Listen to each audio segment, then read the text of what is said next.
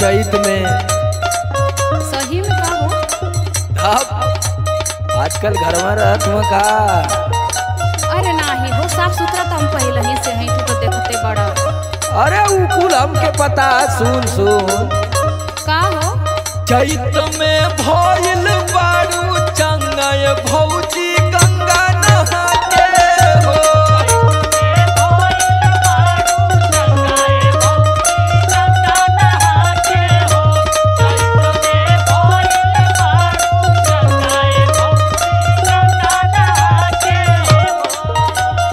गंगा नहा के हो ये भौजी गंगा नहा के हो। गंगा नहा के हो ए भौजी गंगा नहा के हो। गंगा नहा के हो ए भौजी गंगा नहा के हो। तसरिया पेन्हेलू सतरंगा ये भौजी गंगा नहा के हो।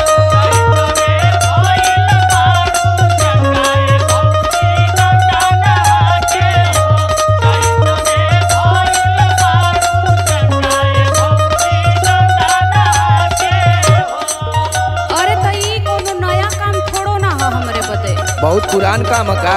तो का? अरे हमार घर का टाड़ा ना हो गंगा ऊपर। अच्छा ओहो। मनोज लाल यादव हमरे दे दिए में कना हुआ।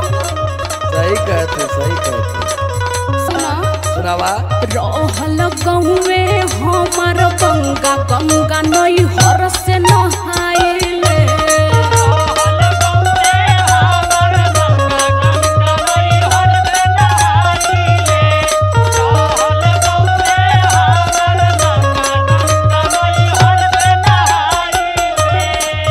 नई हर से नहाइले गंगा नई हर से नहाइले।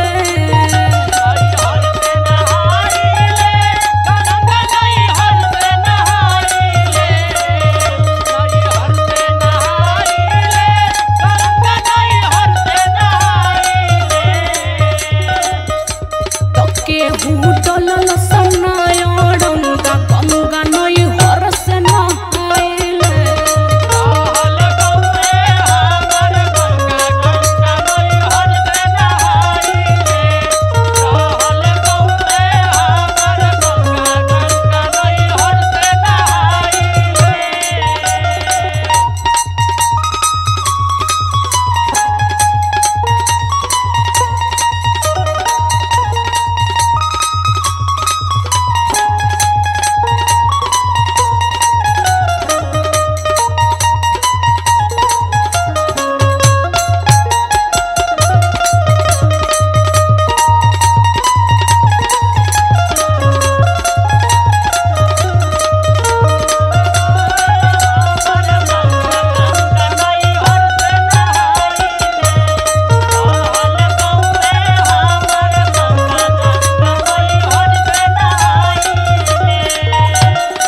उ तो हम जनता बाड़ी भौजी की तरह शुरू से चलाक हई।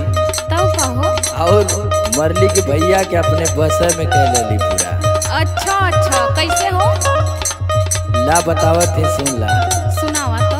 लुटली हनु भैया के अपने सुघराई पा।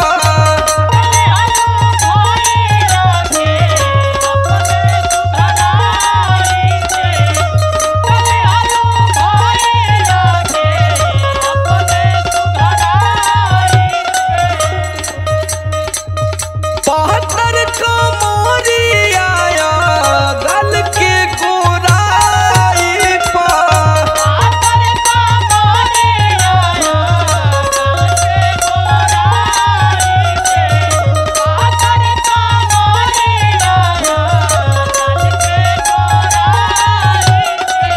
लुटली हनु भैया के अपने सुघराई पे। बहत्तर कमरिया गल के गोराई पे। और सुन ले भौजी का कैले तू। हाँ हो सुनौते तो बड़ा सुनावा। करवलू देवरन पीछे दंगाय भौजी गंगा नहा के हो। अरे बाप रे बाप।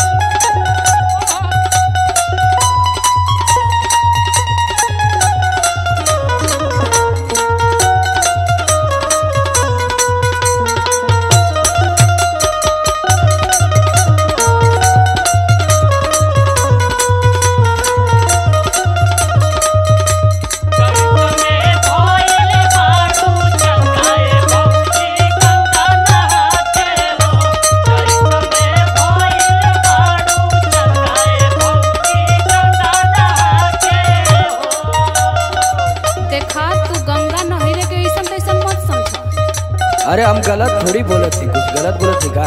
तोहरा पता है हमके का मिल गई गंगा नहले से? बता दा। सुनो सुनावा।